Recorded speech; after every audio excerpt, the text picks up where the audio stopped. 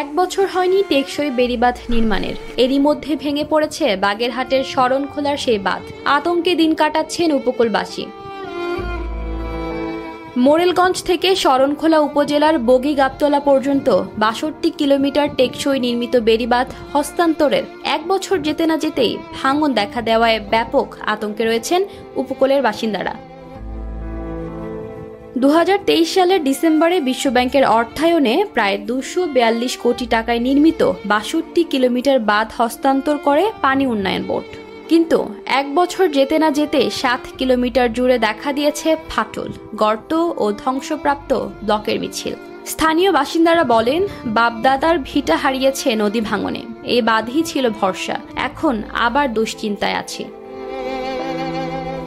পানি উন্নয়ন বোর্ডের লোকজন জিও ব্যাগ ফেলে ভাঙন বন্ধের চেষ্টা করলেও কোনো কাজে আসছে না। নদীতে পানির গভীরতা ৪০ থেকে ৫০ হাতের বেশি। এতে সরকারের কোটি কোটি টাকা জলে যাওয়া ছাড়া আর কিছুই না। শরণখোলা উপজেলার নির্বাহী অফিসার সুদীপ্ত কুমার সিংহ বলেন, নদীর শাসন ছাড়া এই উপজেলাকে টিকিয়ে রাখা যাবে না। জরুরি ভিত্তিতে ব্যবস্থা নেওয়ার জন্য আমরা চিঠি দিয়েছি। নদীর গর্জন যেন আরও এক বিপদের ইঙ্গিত দিচ্ছে। প্রয়োজন দ্রুত কার্যকরী পদক্ষেপ, তা না হলে মানচিত্র থেকেই মুছে যেতে পারে শরণখোলা। নিরপেক্ষ নিউজ ডেস্ক।